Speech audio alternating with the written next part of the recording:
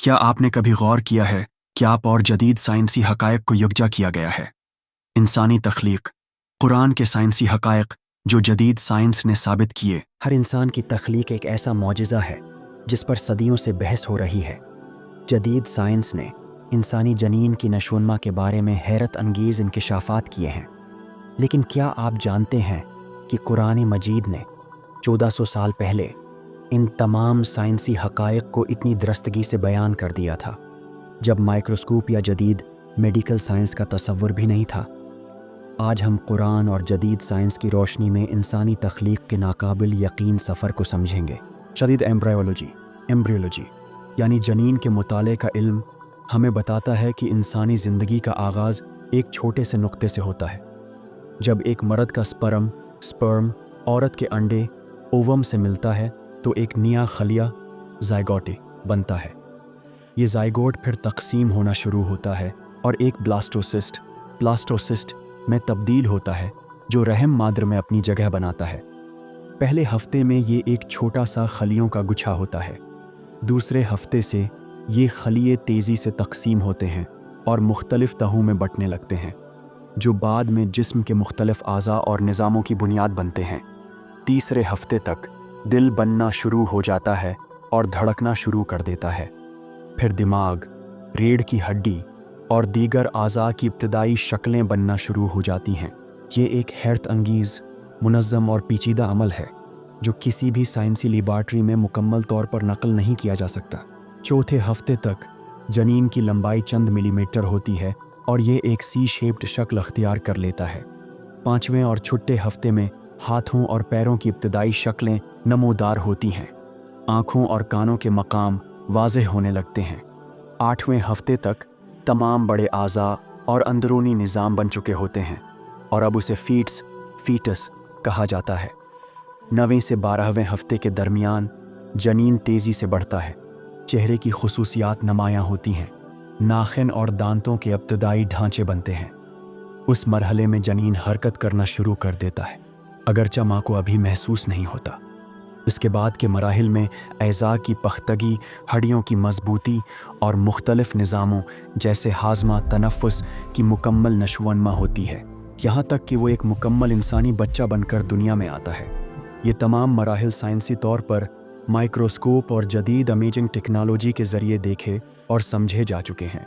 अब आइए देखते हैं कि कुरान मजीद ने 1400 साल पहले इन तमाम मराहिल को कैसे बयान किया है।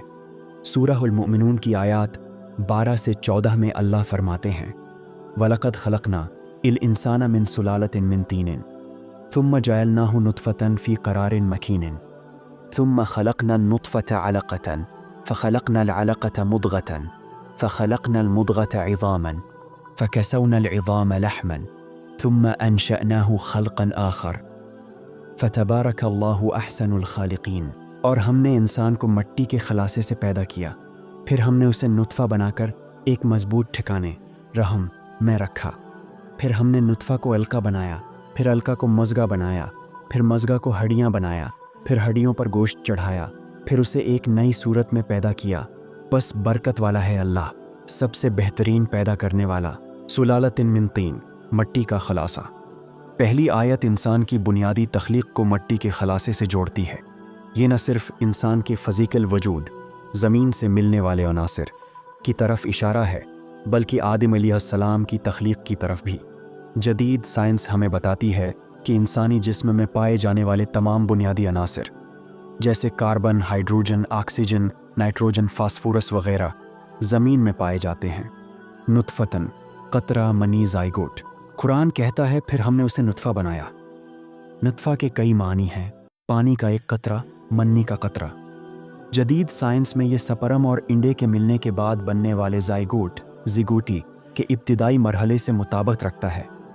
ये एक इंतहाई छोटा कतरा ही होता है जिसमें एक नई ज़िंदगी का तमाम जीनियाती मवाद मौजूद होता है, जो एक मजबूत ठिकाने यानी माँ के रहम में ठहरता है।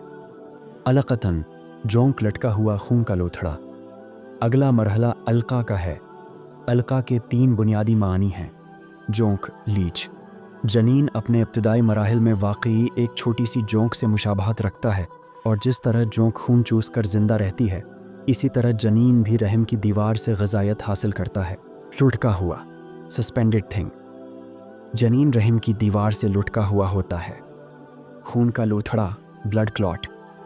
इस मरहले में जनीन के अंदर खून की गर्दिश शुरू होती है और ये खून के लोथड़े की तरह नज़र आता है।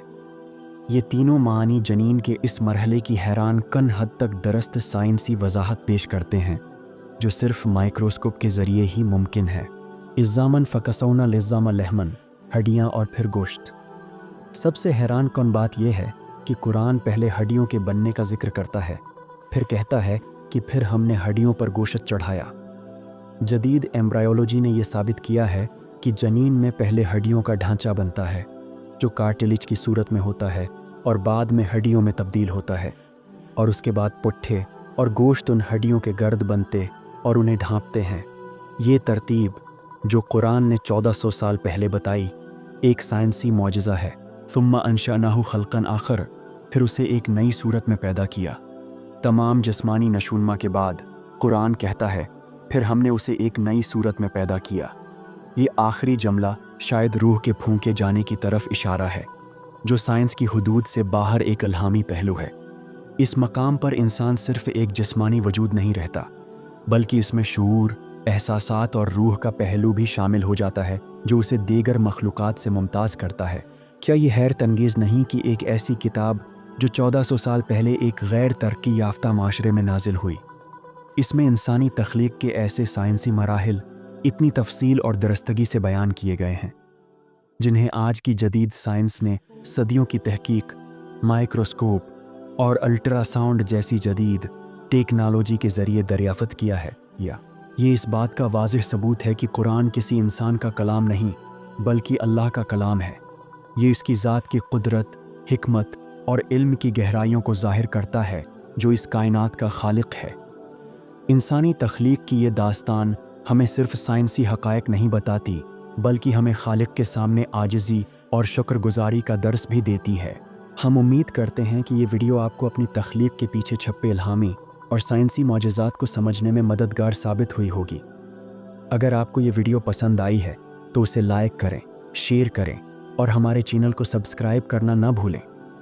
आइंदा हम कुरान और साइंस के मज़ीद हैरत अंगेज़ पहलुओं पर बात करेंगे। तब तक के लिए अल्लाह हाफ़िज़।